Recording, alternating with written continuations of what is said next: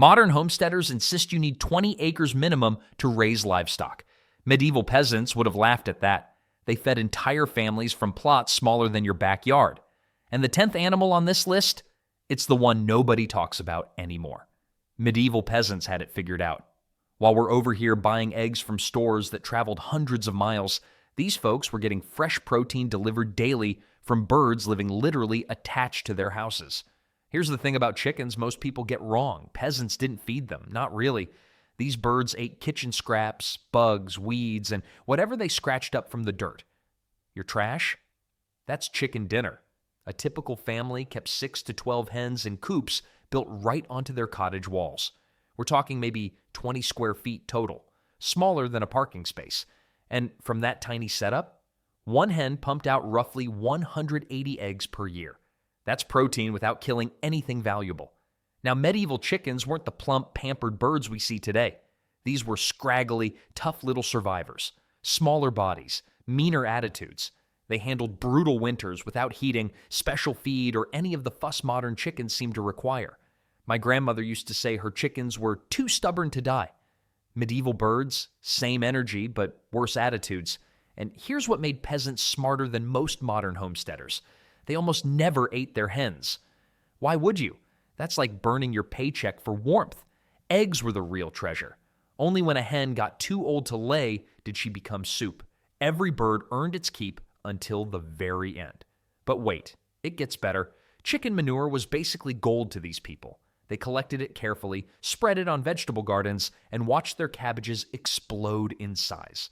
The chickens ate the garden scraps. The garden got the chicken poop. Everything fed everything else. Zero waste, zero feed costs, maximum output. This wasn't some primitive arrangement. It was a perfectly designed system that modern permaculture experts charge thousands to teach people today. Peasants figured it out because they had to. No YouTube tutorials, no fancy books, just survival logic. Makes sense, right? But chickens were just the beginning. Some peasants kept animals that did something chickens never could. They guarded the entire property. Geese were basically medieval home security systems, except you didn't pay a monthly fee. You just threw them some grass. These birds ran on almost nothing. A muddy ditch, a small pond, some weeds. That's the whole setup.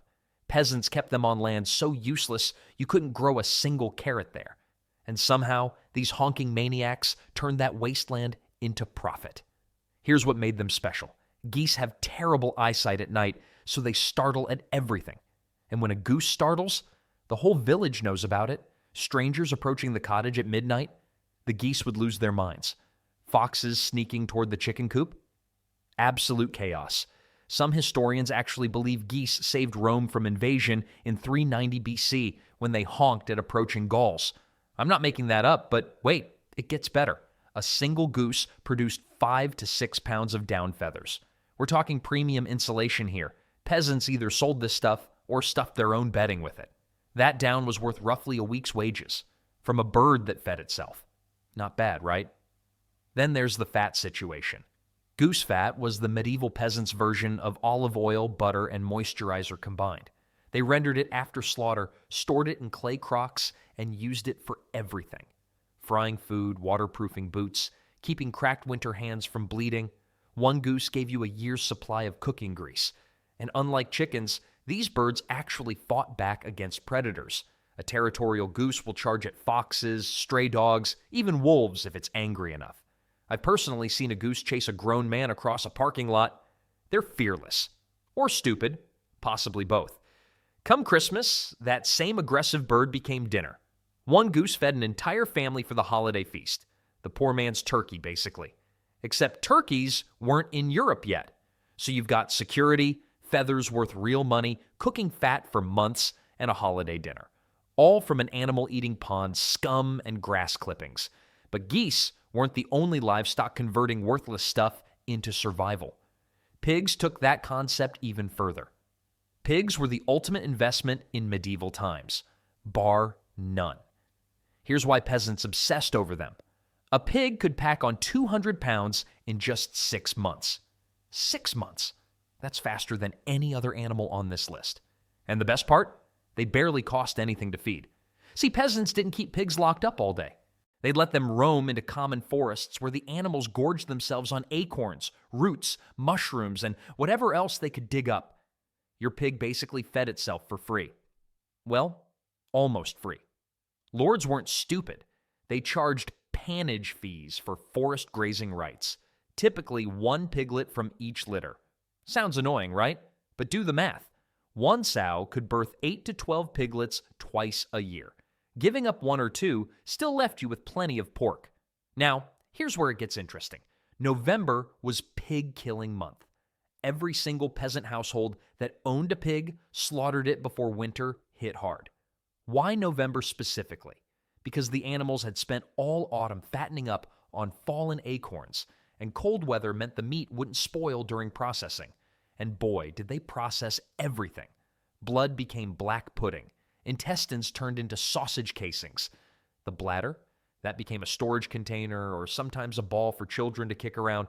I'm not kidding, even the pig's head got boiled down into head cheese. Nothing was wasted, absolutely nothing. But the real magic was salt pork. Properly salted, that meat lasted the entire winter without any refrigeration. In a world where starvation lurked around every cold corner, having salted pork hanging in your cottage meant survival. Your pig count actually determined your social status in the village. Owning 2 pigs meant you definitely weren't going hungry that winter. Owning none meant you'd be eating watery cabbage soup by February and praying spring came early. So pigs converted forest scraps into months of protein. Pretty clever system. But what about protein that didn't require any grazing land at all? Something that actually protected your vegetable garden while feeding your family? Ducks were the pest control service peasants couldn't afford to hire. And honestly, they were better than any human could be. Here's what most people get wrong about medieval gardens. Slugs and snails weren't just annoying, they were devastating. A single bad slug season could wipe out an entire cabbage crop overnight. No cabbages meant no sauerkraut. No sauerkraut meant scurvy by February. Enter the duck. These waddling little warriors needed nothing fancy. A shallow ditch that collected rainwater, maybe 50 square feet of space. That's smaller than a modern parking spot. And unlike chickens, which scratch the ground like they're searching for buried treasure, ducks walked gently through vegetable beds. They hunted slugs, snails, and beetles while leaving your turnips completely alone.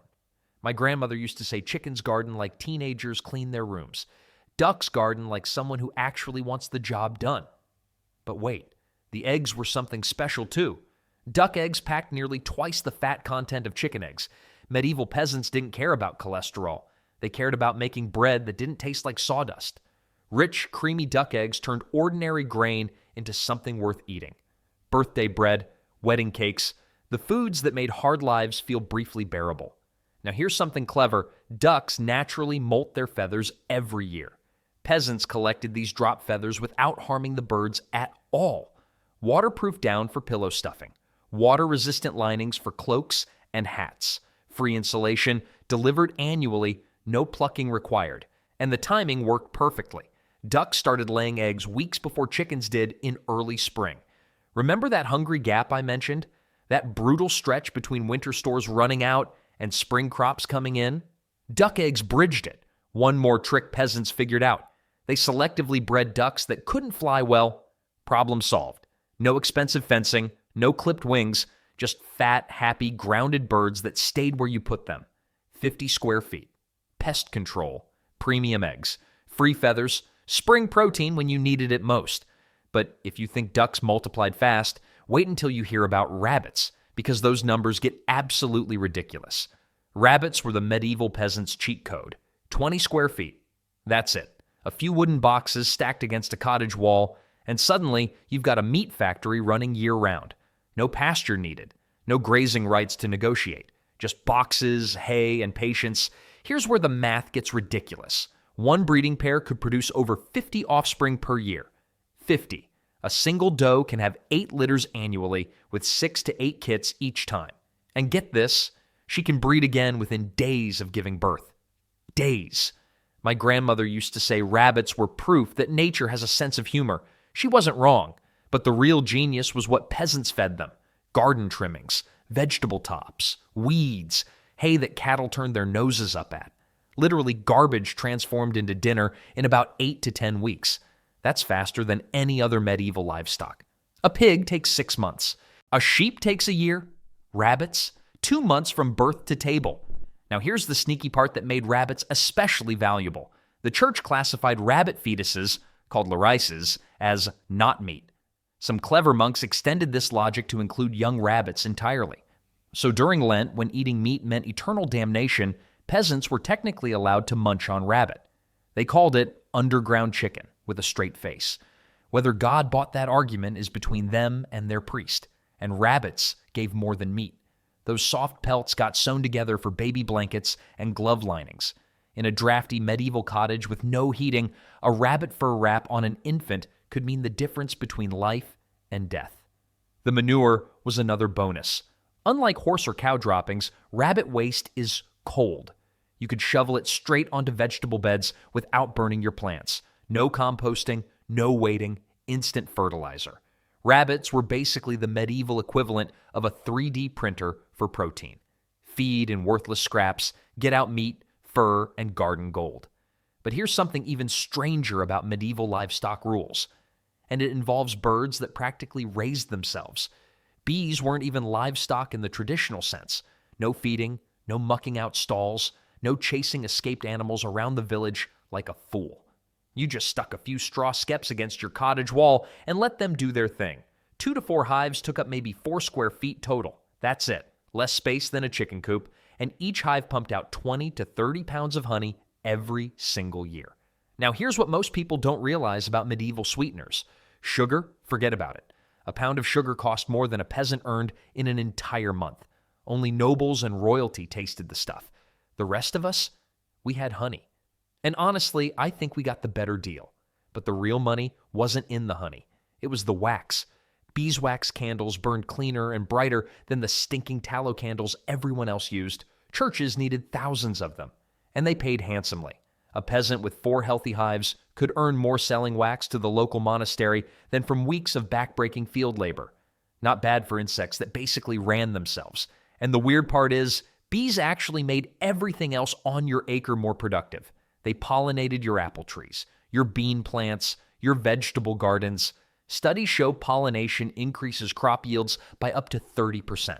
So these tiny tenants paid rent and improved the property. Then there's mead. Take some honey, mix it with water, let it ferment. Boom. You've got alcohol that stays drinkable for years. This mattered because well water could kill you. Contamination was everywhere. But mead, safe as houses. Tastier too. My grandfather used to say bees were proof that God loved poor people. Expensive results from zero effort. Slight exaggeration. You still had to harvest without getting stung to death. And swarming season could turn chaotic fast. But compared to chasing pigs through forests or milking goats twice daily, beekeeping was practically retirement. Speaking of animals that required barely any work while multiplying like crazy, pigeons took the concept even further. These birds literally fed themselves. Pigeons might be the laziest livestock investment in human history. And I mean that as a compliment. Here's the setup. Peasants nailed together simple wooden boxes, stuck them on their cottage roofs, and that was it. That was the whole operation. The birds did everything else themselves. Every morning, pigeons flew off to feed in surrounding fields. Barley, wheat, spilled grain from harvest time. They found it all. Then at sunset, they came right back home. No feeding schedule, no grain purchases, no daily chores whatsoever. It's basically DoorDash, but the food delivers itself. A breeding pair pumped out up to 12 squabs per year. And here's what made this system genius. Baby pigeons were ready to eat at just 4 weeks old, before they could fly. You walked up to your rooftop box, grabbed dinner, and never chased a single bird around your property. I've spent 20 minutes trying to catch a chicken before. Trust me, this matters. But the real treasure wasn't the meat. It was what came out the other end.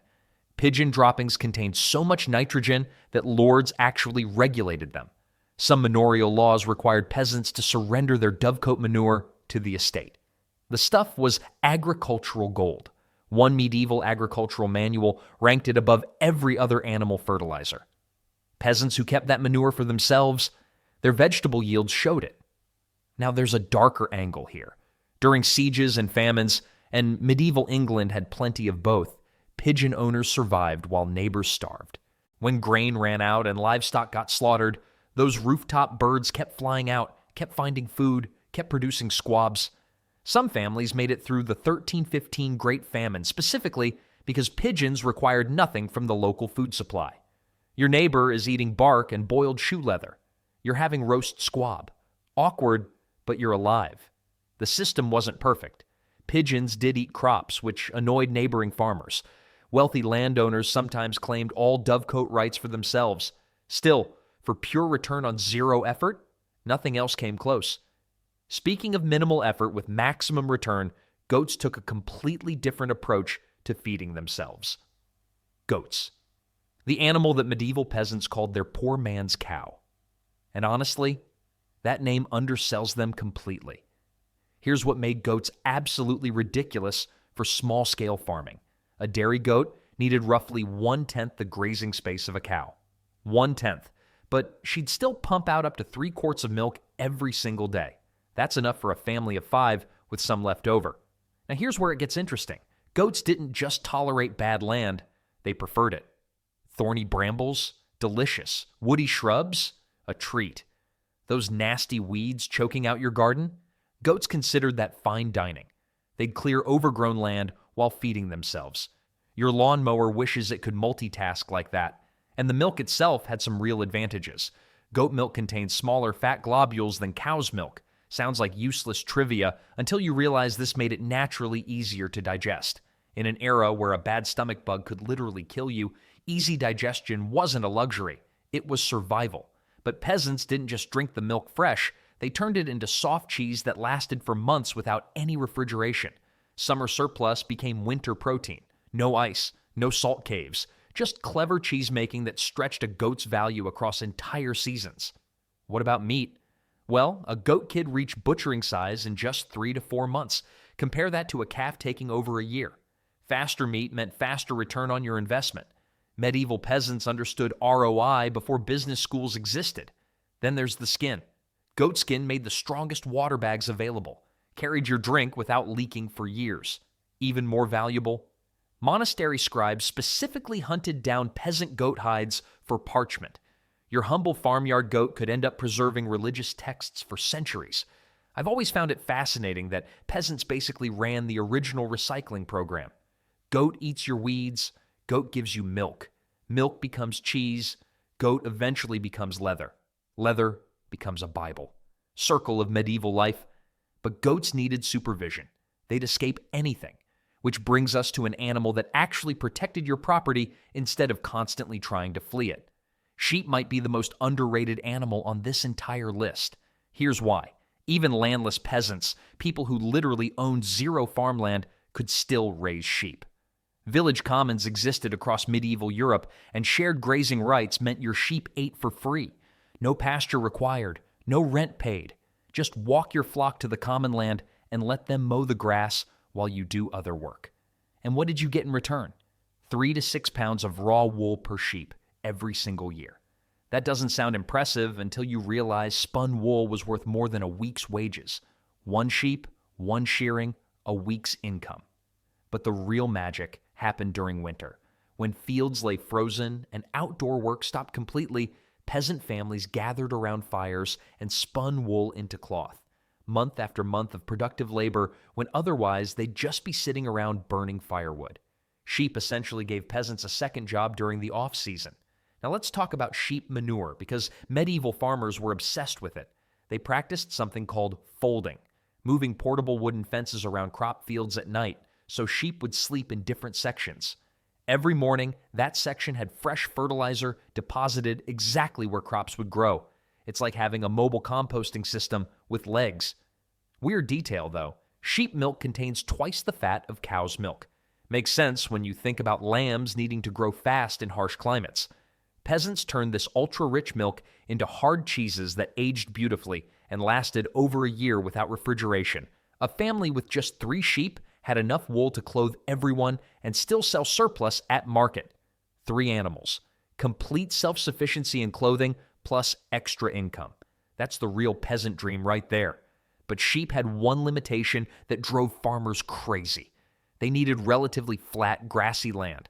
They couldn't clear brush or climb rocky terrain worth a darn.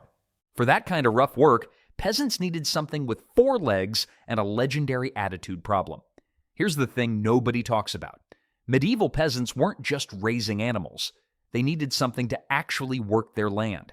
Enter the donkey. And honestly, best investment a poor farmer ever made. A single donkey ate half what a horse required. Half. That's like buying a truck that runs on fumes instead of premium gasoline. These animals pulled plows, turned grinding mills, hauled carts to market, all on a peasant's tiny 1-acre plot where a horse would have starved within months. But the real kicker is their lifespan. Horses lived maybe 15 to 20 years if you were lucky. Donkeys, 25 to 30 years, easy. One donkey purchase could serve your entire farming career. Your kids might inherit the same animal that helped you build your life. Try getting that kind of return on any other medieval investment. Now, about that famous stubbornness. Turns out it's actually a survival feature. Horses will literally work themselves to death if you push them. They'll collapse in the field and die from exhaustion. Donkeys, they just stop, refuse to move. Sit down if they have to. Smart, not stubborn. They knew their limits before fitness trackers existed. And get this, while horses needed quality hay and grain, donkeys thrived on absolute garbage. Thistles, coarse straw, weeds your goats wouldn't touch, the scraps of scraps. A peasant could feed their donkey what other animals rejected and still get a full day's work hauling 20 to 30% of the animal's body weight for miles. The really clever peasants took things further. They bred their donkey with a neighbor's horse to create a mule. Suddenly you've got donkey toughness combined with horse size. That's the medieval equivalent of a farming upgrade, and it cost almost nothing beyond patience. So there you have it, 10 animals, 1 acre. 0 excuses. Medieval peasants didn't need sprawling ranches or expensive equipment. They needed smart choices, hard work, and animals that earned their keep. Every creature served multiple purposes. Nothing was wasted. Maybe there's something worth remembering in that.